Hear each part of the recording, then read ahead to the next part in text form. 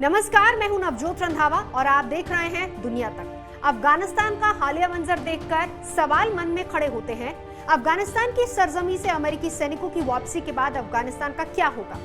अफगानियों के साथ साथ पूरी दुनिया के सामने ये सवाल मुंह बाए खड़ा है।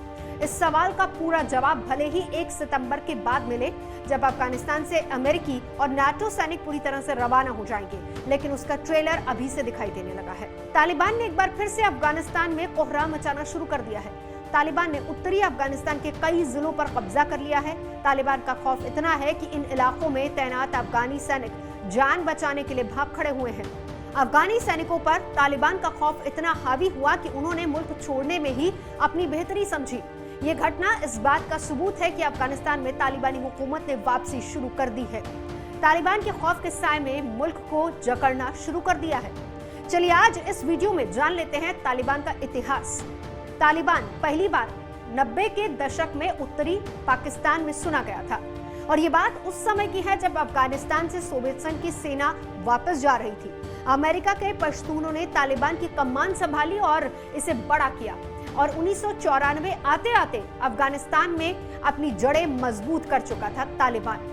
पहले तालिबान को अच्छाई के लिए पहचान मिली। शुरुआत में तालिबान को अफगानिस्तान की जनता ने बहुत पसंद किया और इसकी वजह थी क्योंकि उन्होंने भ्रष्टाचार पर लगाम कसी, अव्यवस्था पर रोक लगाई और अपने नियंत्रण में आने वाले इलाकों को महफूज बनाए रखने के लिए लोगों को सुरक्षित रखा। व्यापार और काम ज्यादा होने लगा। तालिबान सबसे पहले धार्मिक आयोजनों और मदरसों के जरिए उभरा, जिसमें ज्यादातर पैसा सऊदी अरब से आता था। 80 के दशक के आखिर में सोवियत संघ के अफगानिस्तान से जाने के बाद वहां कई गुटों में लड़ाई शुरू हो गई और मुजाहिदीनों से भी लोग परेशान थे। ऐसे में जब तालिबान वहां पहुंचा तो अफगान लोगों को तालिबान से उम्मीदें जगी।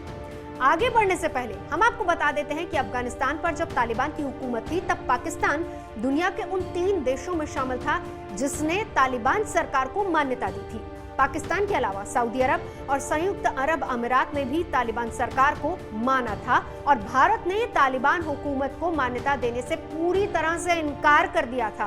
अब बात करते हैं अफगानिस्तान में तालिबान ने कैसे हुकूमत हासिल की। तालिबान ने बुरहानुद्दीन रब्बानी सरकार को सत्ता से जबरन हटाकर अफगानिस्तान की राजधानी काबुल पर अपना कंट्रोल जमा लिया। 1998 तक तो लगभग पूरे अफगानिस्तान पर तालिबान का कंट्रोल हो चुका था और अब तक तालिबान का असली चेहरा दुनिया के सामने आना शुरू हो गया था। कैसे कैसे आरोप लगे हैं तालिबान पर? मानवाधिकार उल्लंघन, सांस्कृतिक दुर्व्यवहार। 2001 में अंतर्राष्ट्रीय आलोचना के बावजूद तालिबान ने दुनिया भर में मशहूर बामियान बुद्ध प्रतिमाओं को तहस नहस कर दिया।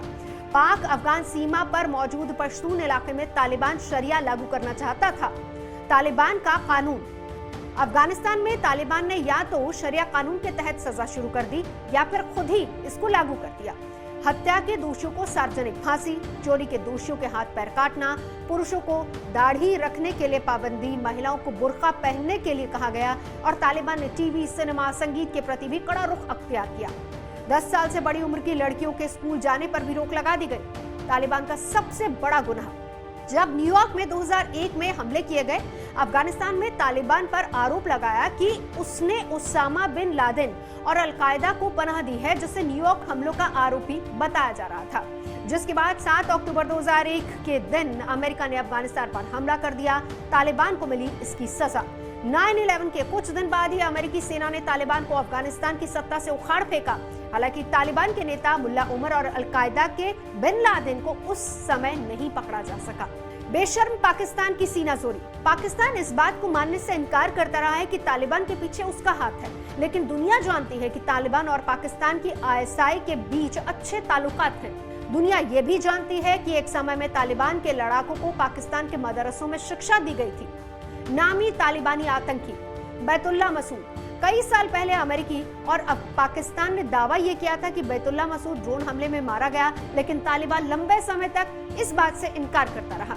मुल्ला उमर। माना जाता है कि अफगानिस्तान में तालिबान की कमान मुल्ला उमर के हाथों में रही। 1980 में सोवियत संघ की सेना के साथ लड़ते हुए उसकी एक आंख चली गई थी। अफगानिस्तान में नाटो सैनिकों का आना और अब जाना।